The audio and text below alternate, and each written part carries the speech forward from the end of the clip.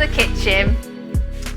Cheesy Marmite muffins. Okay, first of all, we've got some dry ingredients going in. So we've got some flour and some baking powder, some salt, a bit of black pepper there, and into that goes some strong cheddar cheese. Give it a mix. Now I'm going to mix up my wet ingredients. So I have 2 eggs. Just give them a nice beating. Some melted butter, in that goes, and milk. Just add the wet ingredients into the dry and fold it through to incorporate it. In goes a whole lot of Marmite. Oh, I love Marmite, I do. There's a really good video to watch where I've used Marmite, which is for my Marmite sausage rolls. So you can see that video if you click here somewhere. Probably would have been better if I used a wooden spoon rather than a spatula, I think, because it's a bit bendy. That's our mixture done. Now here you can see these little guys. Now these are Marmite cheeses. So I don't know where you're watching this in the world. This is a special Marmite cheese. It's cheese impregnated with Marmite. It's delicious. You could use any cheese for the hidden centre, but I've got a Marmite cheese.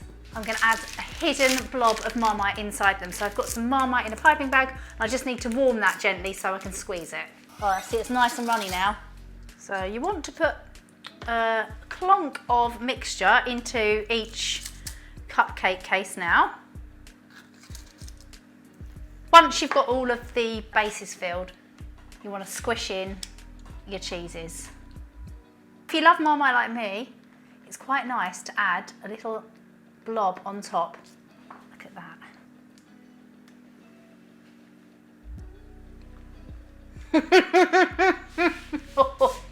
It packs a punch, let me tell you. Then you want to cover up that hidden centre with another load of mixture.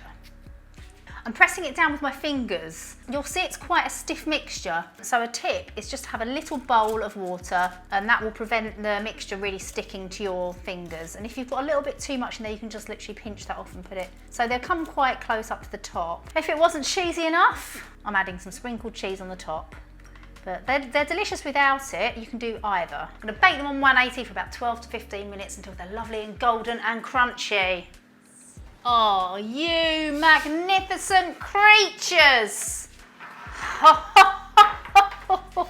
Okay, I've let them cool down for 10 minutes, which is as long as I can stand. Now, honestly, the smell in this kitchen is to die for.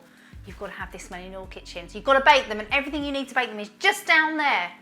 I'm going to cut this one open. This one. Let's have a look.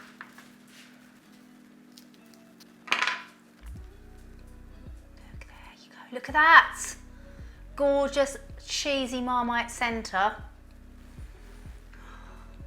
Wonderful.